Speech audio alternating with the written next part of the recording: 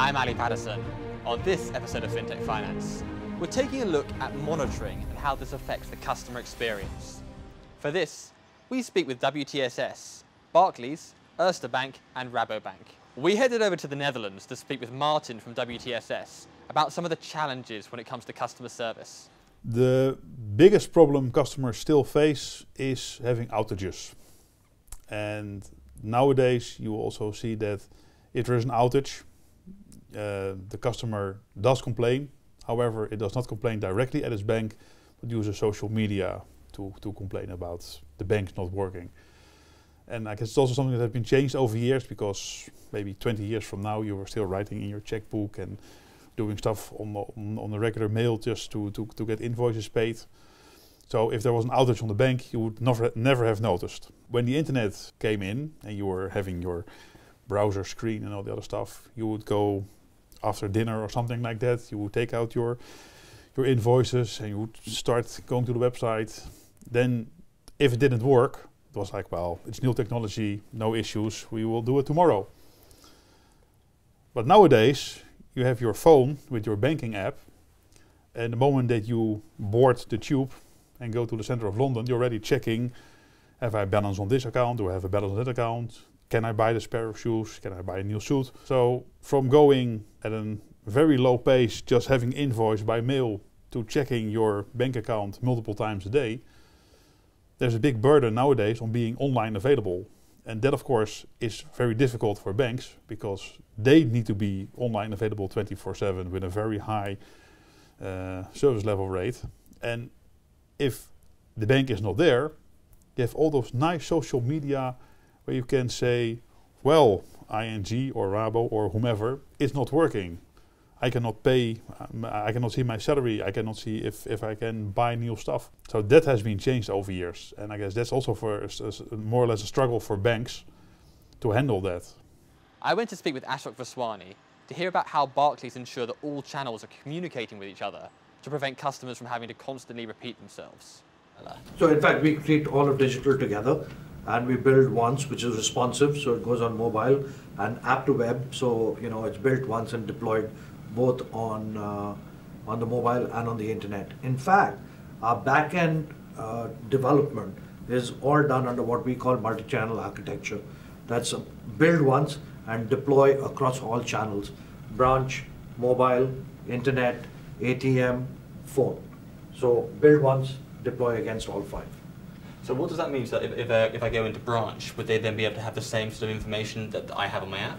So for the most part, if you go to the branch, and what our branch colleague would see on his or her desktop or his or her iPad will be identical to what the person on the phone would see, completely identical, and very, very close to what a customer would see on online banking, and pulled responsively on the mobile. So in terms of this kind of unilateral view of the customer, what does that actually mean in terms of your customers' feedback to you in terms of their experiences? So as far as the customer is concerned, the mobile phone and the internet looks very, very, very similar. So the customer doesn't have to change the way they have to do things when they're interacting in either channel. And if you're really making it that easy for the customer, then why not make it that easy for the colleague? That way you reduce your training down dramatically. And then the colleague can, do everything for the customer in a very nice way. Also helps us to move colleagues around. So move colleagues from the branch to the phone, from the phone to digital, and generally get much more mobility.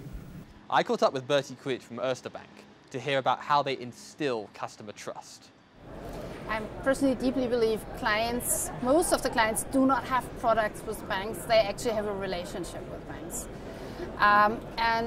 If we are able to maintain that relationship, and we actually put a lot of effort into making sure across all of the channels, using mobile can also maintain that kind of relationship. We also have that loyalty and that satisfaction in our clients, and we see that it's happening, we see that it's growing. I personally also believe that giving the client the choice what to do, where and when and how, increases that loyalty a lot, because all of us have completely different lives. You have a completely different life and like to do different things than I do. So if our clients can really choose, this is what I want to do now, this is how I do it, my bank offers me that broad choice, that just helps every day. I wanted to get Martin's opinion on how regulation affects the customer experience. I have not yet a clear sight on what it will bring the bank, although, as I said, we do see that some banks had IDs to get information from mobile devices via API calling towards their systems. So that will be, of course, something that banks need to be very cautious about. For us, since we give consent to use our customer data towards the bank, there is no GDPR consequence. We are a customer of the bank, and there is already a contract in place between us and the bank, so that makes it perfectly GDPR compliant. Well, and in terms of the effect that it's going to have on the bank, do you think they're going to be spending a lot more money around various sort of monitoring data organisation? Well, they will have internal monitoring to see if they are GDPR compliant. But for us, of course, that is off the scale because it has nothing really to do with the end-to-end flow and SLA percentages or other stuff. Douglas McKenzie caught up with Wiebe Draji from RaboBank to hear about how they try to make themselves customer-friendly. Yeah, so I think it starts with being, in its essence, mission-led. We are deeply rooted in the global food supply chain. So we serve individual farmers in Africa, in Australia, in New Zealand, in South America, North America, and connect that whole food supply chain to the biggest companies in the world and serve the whole chain. And so when we do the innovation and the digitization of that supply chain, we really use those customer needs and the mission that we have to innovate. And the same we do in the small country of the Netherlands, where we are a dominant bank. Even there we look at what does the country need and how can we innovate towards that need of the country rather than by just looking at our own products and saying how can we make them more efficient. Where does really the human element come into delivering the customer experience? Because people don't really want a robot, they want to know they're actually speaking to a flesh and blood human. So I think you're absolutely right. As we think about it, all customer interactions kind of break into two, right? There's stuff that the customer just wants done instantly, right? I want my salary credited, I want to pay my credit card bill, I want to pay my utilities, I want to withdraw cash, I want to deposit checks. You know, these kind of routine transactions, the customer just wants it done instantly, quickly, as convenient, as automated as kind of possible. There are other transactions, on the other hand, where the customer wants interaction. However sophisticated a customer may be, if they're very sophisticated, they want a sounding board. If they're less sophisticated, they want advice. So on that continuum of advice to sounding board, you'd want to have people. Whether that person is on the phone, whether that person is on video, or whether that person is in the branch, right? You want to have that conversation. In fact, wherever we've even put machines in our branches, we've made sure that we have enough people so that even then you can have the conversation. The customer may be doing a simple transaction on the machine, but can still have a conversation around something else that the customer may need. So, look, I think around regulation is a matter of getting a mindset across the organization, right? I get up every morning, and every morning when I get to work, my goal is to do something right by the customer. I believe that is true for everybody in my organization, right? And if I'm committed to getting it right by the customer, and the regulator wants me to get it right by the customer, where is the ray of light between where the regulator thinks and I think? And if the regulator outthinks me or is smarter than me, shame on me. I should be, in fact, outthinking or being smarter than the regulator.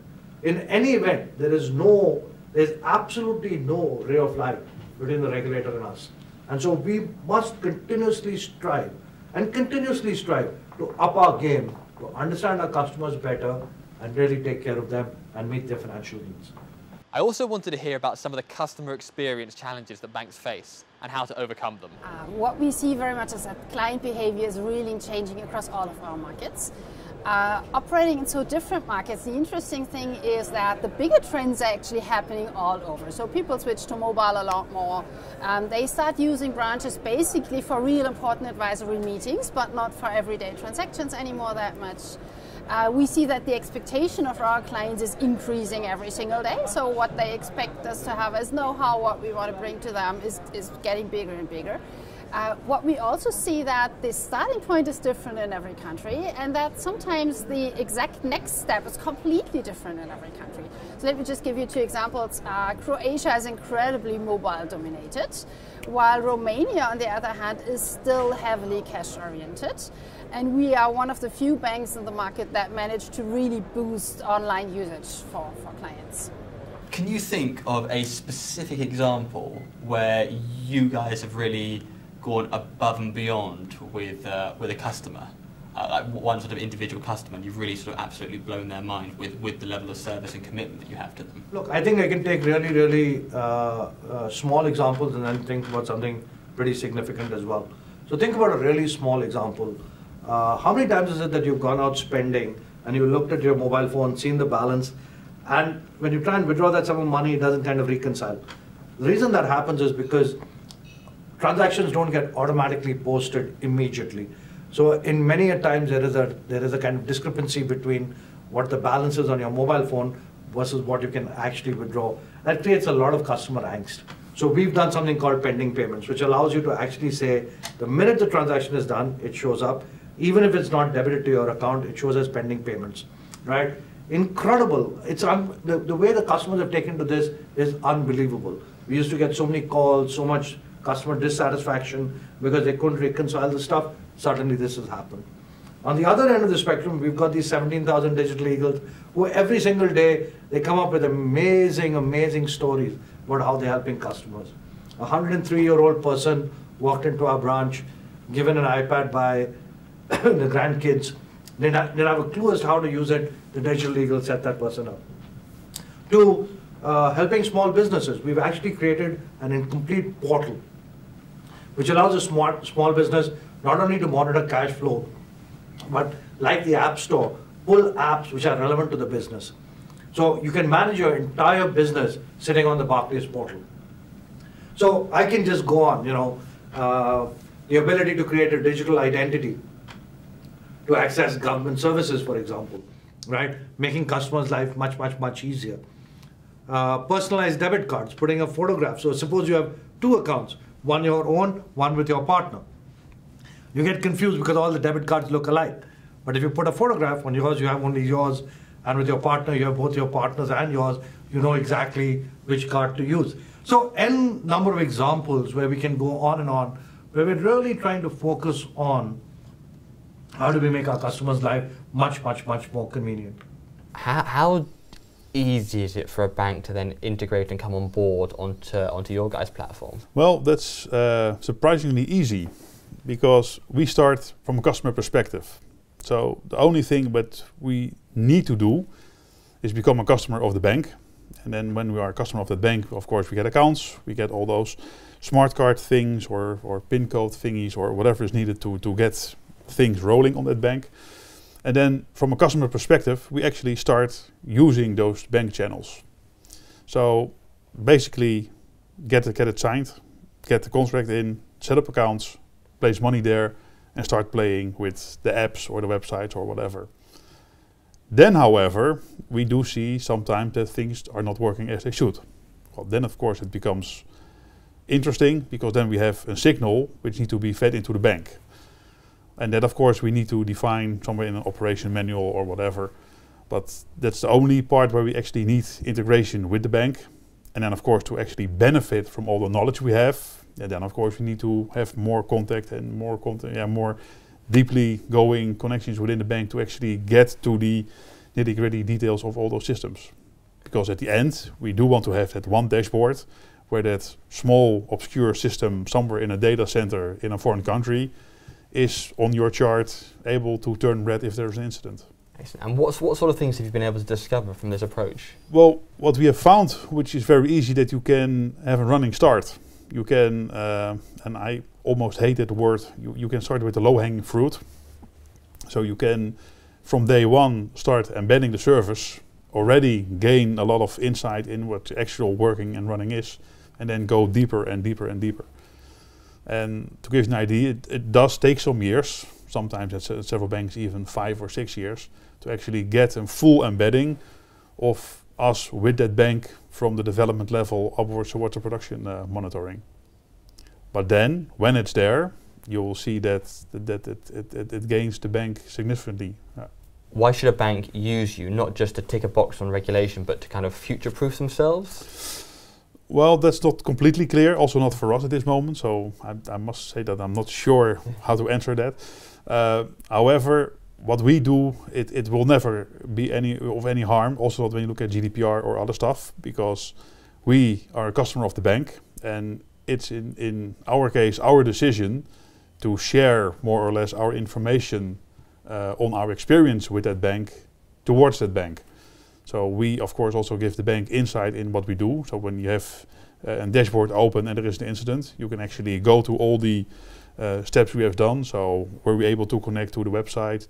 Were we able to log on? Could we create a transaction? And if for some reason that transaction creation failed, you'll actually see a screenshot with all the details as the customer, so as I have seen it, so that the bank can investigate what also was on that screen. So when you as a bank will do that for all your customers, and we have noticed that there are some banks who are interested in getting error screenshots from devices directly fed into their own systems. That of course would tend to be a breach of GDPR, where in our case we can say, well, we give you consent to actually look at the screens, and from that area that should then be more future-proof. On the next episode of Fintech Finance, we're taking a look at cybersecurity.